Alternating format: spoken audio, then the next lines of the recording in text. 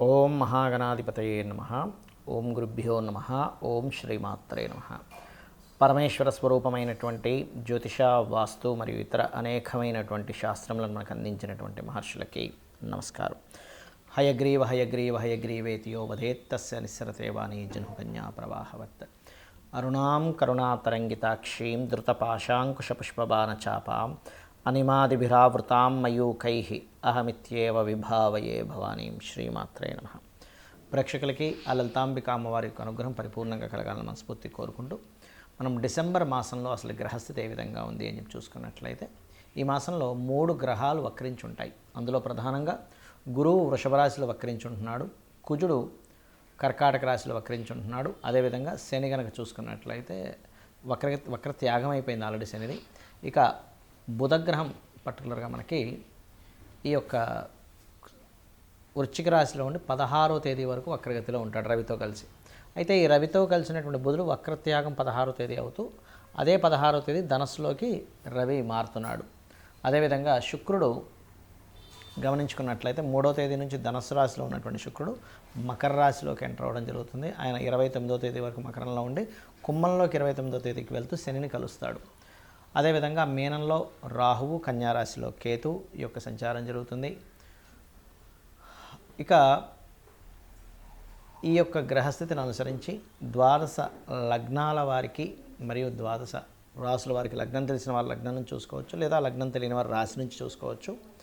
ఎటువంటి ఫలితాలు జరగనున్నాయి, ఏ విషయాల పట్ల మీరు జాగ్రత్తగా ఉండాలి అనేటువంటి విషయాలు చెప్తుంది. నేనైనప్పటికీ కూడా చెప్పిస్తుంది సాక్షాత్ లలిత అమ్మవారిగా భావిస్తూ ఒక్కొక్క లగ్నము, రాశి గురించి తెలుసుకుందాం. కుంభలగ్నము, కుంభరాశి. మీకు మీ యొక్క రాశిలో శని సంచారం జరుగుతుంది. ఇది ఏలినాడు శని అంటూ ఉంటారు. మరి ఏలినాడు శని జరిగేటప్పుడు ఏమిటండి అంటే, ఒకటే గుర్తుపెట్టుకోండి, వర్క్స్ స్లో అవుతాయి కానీ మరొకటి ఏమీ ఉండదు. పనులు కాస్త స్లో అవుతుంటుంది. 1కి 4 సార్లు తిరగాలి. దానివల్ల మనకు అనుభవం పెరుగుతూ ఉంటుంది.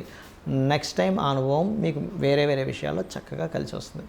ఇక ధనస్థానంలో రాహు ఉన్నందుకు, ముఖ్యంగా 12వ స్థానంలో కూడా శుక్రుడు వస్తున్నందుకు కాస్త ఈ 2వ స్థానంలోకి ఎప్పుడైతే స్థానంలో రాహు ఉన్నందుకు విదేశీ మూలంగాను, ఆన్లైన్ మూలంగాను ధనయోగాలు చూపిస్తున్నాయి. కాస్త 3వ అధిపతి 6వ స్థానంలో ఉండి వక్రించినందుకు గతంలో సిబ్లింగ్స్తో ఉన్నటువంటి చిన్న చిన్న గొడవలు కావచ్చు, డిస్టర్బెన్సెస్ కావచ్చు, అవి కాస్త క్లియర్ అవ్వడం అనేటువంటిది జరుగుతుంది.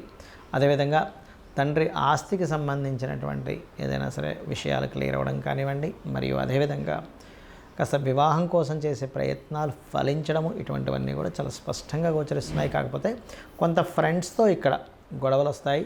ఫ్రెండ్షిప్స్ లేనట్లయితే కొత్తగా ఎవరైనా ఫేస్బుక్లో అక్కడిక్కడ పరిచయం అయిన వాళ్ళతో కాస్త తొందరగా క్లోజ్గా మూవ్ అవ్వకండి. పర్టికులర్గా ఈ 4 నెలలు కూడా ఆ పరిస్థితి ఉంటుంది. కాబట్టి ఈ యొక్క విషయాలు కాస్త జాగ్రత్తగా ఉండండి. ఎందుకంటే కొత్త ఫ్రెండ్షిప్స్ వల్ల, ఫ్రెండ్స్ వల్ల ఇక్కడ మీకు గొడవలు స్టార్ట్ అవుతాయి. చాలా ముఖ్యంగా గుర్తుపెట్టుకోండి. అదేవిధంగా మీరు 7, 8 తేదీలు మీ యొక్క రాశిలో ఉండేటువంటి గ్రహస్థితుల్లో కొంత ప్రయాణ సూచనలు మరియు అవమానాలు పొందడం అనేటువంటిది 7, 8 తేదీలు చూపిస్తుంది. 9, 10 తేదీలు మనీ మ్యాటర్స్, ఎవరికైనా ధనం ఇచ్చేటప్పుడు, ట్రాన్స్ఫర్ చేసేటప్పుడు చాలా జాగ్రత్తగా ఉండండి. అదేవిధంగా వివాహం కోసం చేసే ప్రయత్నాలు కొంతవరకు ఫలిస్తాయని చెప్పుకోవచ్చు. బికాజ్ ఆఫ్ 12వ స్థానంలో శుక్రుడు ఉన్నందుకు, శుక్రుడు 12లో ఉంటేనే మంచిది, గుర్తుపెట్టుకోండి. అదేవిధంగా ఉద్యోగ ప్రయత్నాల్లో ప్రధానంగా మీకు 7వ స్థానాధిపతి 10వ స్థానంలో ఉన్నాడు, మరియు దశమాధిపతి 6లో ఉండి వక్రిస్తున్నాడు. కాబట్టి ఏంటంటే ఉద్యోగ సంబంధించినటువంటి ప్రయత్నాల్లో కొంత స్ట్రెస్ఫుల్గా కంప్లీట్ అవుతుంది మీరు చేసేటువంటి ప్రయత్నం, అందులో ఎటువంటి డౌట్ లేదు. కాకపోతే ఆ స్ట్రెస్ కంప్లీట్గా తగ్గాలి అంటే, ఎందుకంటే ఇక్కడ కుజుడు నీచపడి వక్రించున్నాడు. సో నీచపడి ఎప్పుడైతే వక్రించున్నాడో ఇది స్ట్రెస్ని ఇస్తూ ఉంటుంది. కాబట్టి లగ్నంలో కూడా శని ఉన్నందుకు మీరు ప్రధానంగా నవగ్రహాల్లో కుజ, శని ఈ 2 గ్రహాల దగ్గర దీపారాధన చేయండి. చేసి లలితా సహస్రనామాల్లో ముఖ్యంగా లగ్నంలో మీకు శని సంచారం జరుగుతుంది కాబట్టి ఓం అనాకలిత సాదృశ్య చుబుక శ్రీ విరాజితాయే నమః అనే నామస్మరణ, మరియు ఓం మాణిక్య మకుటాకార జానుద్వై విరాజితాయే నమః అనే నామస్మరణ చేయండి. అనే విధాలు బాగుంటుంది. పంచమంలో కుజుడు వక్రించి వచ్చినందుకు కాస్త సుబ్రహ్మణ్యేశ్వర స్వామి ఆరాధన చేస్తూ ఉండండి. అయితే ఈ సమయంలో మీరు ఏదైనా వివాహ సంబంధం కోసం ప్రయత్నం చేసినట్లయితే లగ్నంలో ఉన్న శని సప్తమాన్ని చూస్తున్నాడు కాబట్టి కొంచెం స్లో డౌన్ అయినప్పటికీ కూడా మంచి సంబంధాలే కుదురుతాయి, అందులో ఎటువంటి సందేహం లేదు.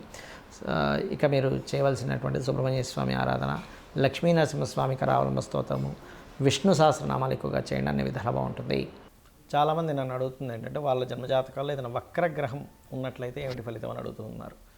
ఇది నాడీ ఆస్ట్రాలజీలో మనకు చూడండి చాలామంది జాతకాల్లో ఈ పలానా గ్రహం వక్రించిందండి, ఈ పలానా గ్రహం అంటే శని కావచ్చు, గురువు కావచ్చు, వీళ్ళు వక్రించారని చెప్తుంటారు. అయితే ఇక్కడ ఏంటంటే ఫస్ట్ ఆఫ్ ఆల్ మనం అర్థం చేసుకోవాల్సింది రాహువు కేతువు ఈ రెండు ఎప్పుడు వక్రగతిలోనే ఉంటాయి, అంటే వెనక్కి తిరుగుతూ ఉంటాయి. బికాజ్ ఆఫ్ అది కాలం అయిపోతుంది, రాహు అంటే కాలము అయిపోయినటువంటిది కాబట్టి కాలానికి కారకుడైనటువంటి రాహు వెనక్కి వెళ్ళిపోతుంది కాలము అనేటువంటి సంకేతంతో. అయితే మిగతా గ్రహాలు ఏవి అంటే రవిచంద్రులు అయితే అసలు వక్రించరు ఎప్పుడు కూడా, ఎందుకంటే సమయం వెనక్కి రాదు కాబట్టి ఈ రవిచంద్రుల ద్వారానే మనం సమయాన్ని తెలుసుకుంటూ ఉంటాం. ఇవాళ ఈ తిథి, ఈ నక్షత్రము, ఇంత సమయం గడిచింది. రవి నడినెత్తున వస్తే మనకి మధ్యాహ్నం అయిందని, సాయంత్రం అయితే అటు వెస్ట్ వైపు సూర్యుడు కనిపిస్తే సాయంత్రం అవుతుందని మనం తెలుసుకుంటూ ఉంటాం. తిథులను బట్టి చంద్రుడు ఉండేటువంటి ఇది కాబట్టి అది ఎప్పుడు వక్రించమంటే కాలం వెనక్కి తిరిగి రాదు కాబట్టి అవి వక్రించవు ఎప్పుడు కూడా. అయితే మిగతా గ్రహాలు ఏవైతే ఉన్నాయో వక్రించిన గ్రహంతో సమయంలో పుట్టారు వ్యక్తి అంటే దానికి చాలా పెద్ద విషయం ఉంటుంది. ఎలా అంటే ఒక ఉదాహరణకి శని వక్రించాడు అనుకోండి, ఏ గ్రహమైనా ఒకటే గుర్తుపెట్టుకోండి, మీ జన్మజాతకంలో వక్రించినప్పుడు ఉన్న స్థలం కంటే కూడా వెనకాతలు ఉండేటువంటి రాశితో సంబంధాలు పెట్టుకుంటాయి అవి. అంటే ఒక్కొక్కసారి ఆ వక్రించడం వల్ల మంచి జరుగుతుంది, ఒక్కొక్కసారి ఇబ్బంది ఉంటుంది. ఎలా అంటే ఉదాహరణకి మేషరాశిలో శని, మేషరాశి కాకుండా మేషరాశి తర్వాత అయినటువంటి రాశిలో శని భగవానుడు వక్రించాడు, అంటే వృషభంలో శని వక్రించాడు. వక్రించడం వల్ల అనవసరంగా నీచ ఫలితాలు పొందుతాడు. అదే మేషరాశిలో శని వక్రించాడు అనుకోండి, అప్పుడు నీచత్వం కోల్పోతాడు. అదేవిధంగా ఉచ్చస్థానానికి కూడా అదే వర్తిస్తుంది. ఉదాహరణకి తులారాశిలో శని వక్రించాడు అనుకోండి, అప్పుడు ఉచ్చస్థానం యొక్క ఫలితాలు కోల్పోతున్నాడు. కానీ వృశ్చికంలో వక్రిస్తే ఆయన ఉచ్చస్థానంలోకి వెళ్తున్నాడు.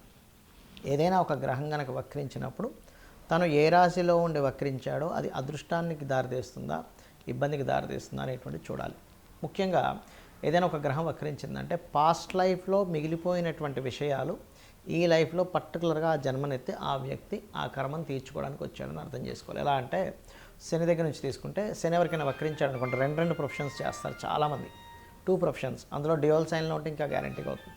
అదే జీవుడు వక్రించాడు, గురువుకి సంబంధించిన కొంత సేవ, గురువులకు సంబంధించినటువంటిది కొంత మిగిలిపోయింది ఆయనకి, జ్ఞానాన్ని పంచే విషయంలో కానీ గురువులకు సేవకు సంబంధించిన విషయంలో కానీ మిగిలిపోయింది. అంటే పాస్ట్ లైఫ్లో చేయాల్సిన గురుసేవ చేసుకోలేకపోయాడు. శని వక్రించాడు అనుకోండి, పాస్ట్ లైఫ్లో చేయాల్సిన వర్క్ ఇప్పుడు చూడండి, ఇవాళ రేపు మనం చూస్తూ ఉంటాం, ఎవరైనా సరే జాబ్ సంబంధించిన విషయంలో జాబ్కి వెళ్తారు కానీ అక్కడ సరిగ్గా పనిచేయరు, నెల జీతం మాత్రం తీసుకుంటుంటారు. అది పెండింగ్ ఉండిపోయాడు ఆ వ్యక్తి పాస్ట్ లైఫ్లో. అందుకని ఈ జన్మలో ఎక్కడైతే జాబ్ జాయిన్ అవుతాడో అక్కడ రెండు పనులు చేయాల్సి రావడం ఇట్లాంటివన్నీ వస్తూ ఉంటాయి. But it's depend on a రాశిలో ఏముందనేటువంటిది. అయితే ఈ వక్రగతి ఉన్నప్పుడు మనం అమ్మో ఏమవుతుందని భయపడాల్సింది లేదు. అక్కడ అసలు అది ఏ యోగాన్ని ఇస్తుంది, ఒక్కోసారి అద్భుతమైన యోగాన్ని ఇస్తుంది, ఒక్కోసారి ఇబ్బందిని ఇస్తుంది. బట్ అది చూసుకోవాలి. అదేవిధంగా శుక్రుడు వక్రించాడు, ఎక్కడుండి వక్రించాడు, సప్తమంలో ఉండి వక్రిస్తే ఏమవుతుందంటే జీవిత భాగస్వామి, వివాహ సంబంధాలు ఇదిగో దగ్గర దాకా వచ్చి వెనక్కి వెళ్తూ ఉంటాయి. అది కంఫర్ట్స్ కావచ్చు, వాహనాలు కావచ్చు, వివాహ సంబంధించిన విషయాలు కావచ్చు, ధన సంబంధించిన విషయాలు కావచ్చు. 3లో ఉండి వక్రించాడు అనుకోండి, 2లోకి వస్తున్నాడు అంటే ఏమిటి, మీడియేటింగ్ ద్వారా డబ్బులు వస్తాయి. అది ఏ భావంలో ఉండి వక్రించాడో చూసుకోవాలి. ఒకవేళ బుధుడు వక్రగతిలో మనిషి జన్మించాడు అనుకోండి, మీరు ప్యూర్లీ మీ యొక్క నాలెడ్జ్ని షేర్ చేయడం కోసం పుట్టారు, గుర్తుపెట్టుకోండి. అలా షేర్ చేస్తేనే ఈ జన్మ మీకు కంప్లీట్ అవుతుంది. అలా ఒక్కొక్క గ్రహము వక్రించినప్పుడు ఒక్కొక్క ఇది ఉంటుంది. కుజుడు వక్రించాడు, కుజుడు అంటే దేనికి కారకుడు, భూములకు కారకుడు. అది వక్రించినప్పుడు ఒక మంచి ప్లానెట్తో వెళ్ళి కనెక్ట్ అయితే భూముల ద్వారా లాభాలు ఉంటాయి. వక్రించినప్పుడు ఆ 159 యాక్సెస్లో ఇంకొక పాపగ్రహంతో కనెక్ట్ అయితే రావాల్సిన భూమి కాస్త పోయి ఇబ్బంది పడతాడని అర్థం. సో దానికి ఏం చేయాలంటే వక్రించిన గ్రహాన్ని మనం చూసినప్పుడు అది వెళ్ళి ఏ గ్రహాలతో కంజంక్ట్ అవుతుంది, ఏ గ్రహాలతో చూడబడుతుందో తెలుసుకొని దానికి సంబంధించిన రెమెడీ చేసుకుంటే ఈ వక్రగతి ఒకవేళ ఇబ్బందికరంగా ఉంటే ఆ ఇబ్బందికరమైన పరిస్థితులు తగ్గుతాయి. బాగున్నట్లయితే మనం ఏం రెమెడీ చేసుకోకర్లేదు, అద్భుతంగా ఉంటుంది. ఆ రెమెడీస్ కూడా చిన్న చిన్నవి, గోవుకి తినిపించడము, గ్రహాలకు దీపారాధన చేయడము, లేనట్లయితే అమ్మవారి నామాల్లో ఏదైనా ఒక మంత్రం చేసుకోవడం చేస్తూ ఉండాలి. శని వక్రించాడు ఉదాహరణకి, శని వక్రగతి వల్ల ఇబ్బందులు వస్తున్నాయి అనుకోండి, ఎందుకంటే కర్మకారకుడు కాబట్టి వాళ్ళు చేయవలసిన మంత్రం ఏమిటంటే ఓం అనాకలిత సాదృశ్య చుబుక శ్రీ విరాజితాయ నమః. జుపిటర్ వక్రించి నీచ స్థానంలోకి వెళ్తున్నాడు, అలాంటప్పుడు జయ గురుదత్త, శ్రీ గురుదత్త అని నామస్మరణ చేయండి. బుధుడు వక్రించడం వల్ల ఇబ్బందులు ఎదుర్కొంటున్నారు మీరు, అందరికీ ఇబ్బందులు ఎదుర్కోవాలని లేదు. అది ఏదైనా నీచ స్థానంలోకి వెళ్ళినా పాపగ్రహాలతో కంజక్ట్ అయినప్పుడు మాత్రమే అప్పుడు విష్ణు సహస్రనామాలు చేయండి, లేదా ఓం నమో నారాయణాయ అని నామస్మరణ చేయండి. శుక్రుడు వక్రించాడు, లలితా సహస్రనామాలు చేయండి, లేదా ఓం శ్రీమాత్రే నమః అని చేసుకోండి. కుజుడు వక్రించాడు, ఇబ్బంది పడుతున్నారు మీరు, ఉదాహరణకి కుజ సంబంధంగా, అప్పుడు ఏంటంటే ఓం స్కందాయ నమః అని నామస్మరణ చేయండి. ఎందుకంటే వక్రగతి మీరు మీ పాస్ట్ లైఫ్లో చేయాల్సినటువంటి కొన్ని పెండింగ్ కర్మాస్ క్లియర్ చేసుకోవడానికి జన్మెత్తారని అర్థము. కాబట్టి ఇలా చూసుకొని చేసుకోండి. అన్ని విధాలా మీకు అమ్మవారి అనుగ్రహం ఉండాలని, కలగాలని మనస్ఫూర్తిగా కోరుకుంటూ శ్రీమాత్రే నమః.